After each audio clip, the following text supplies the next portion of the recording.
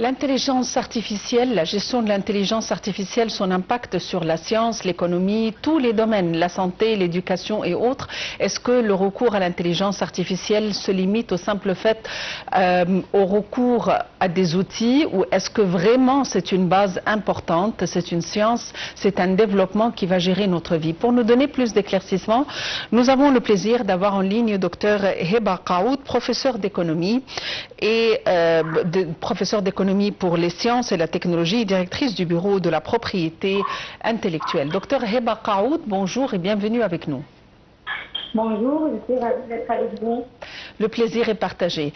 Docteur Heba Qaoud, l'intelligence artificielle, il y a 2-3 ans, était juste un nouveau domaine qui attirait justement la curiosité des gens et qui faisait partie juste des outils de la technologie. Mais à nos jours, on compte de plus en plus sur l'intelligence artificielle. Dans quelle mesure est-ce que ce domaine est devenu une base importante dans tous les domaines?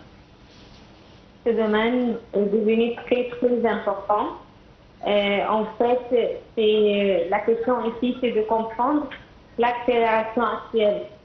L'accélération désigne le passage d'une intelligence artificielle prédictive qui analyse des données existantes à une intelligence artificielle générative, capable de créer du contenu original, texte, images, code.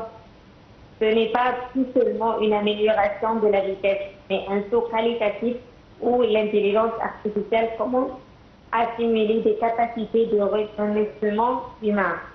Pour cela, en tant que directrice du bureau intellectuel et du transfert de la technologie à l'université, j'encourage les chercheurs d'utiliser cette nouvelle technologie dans les nouveautés, dans la création de leurs projets innovants. En fait, aussi en tant qu'enseignante dans le domaine du management de la technologie, j'encourage les étudiants d'utiliser l'intelligence artificielle en faisant leurs projets et j'insiste avec les étudiants de ne pas juste copier-coller ce qui est déjà produit par l'intelligence artificielle, mais je l'encourage de l'analyser, de le présenter, de le bien comprendre et de faire toujours une comparaison avec ce qui est déjà publié dans des références très connues pour qu'on puisse faire comme le facteur humain. C'est très important de faire la vérification des données produites par l'intelligence artificielle.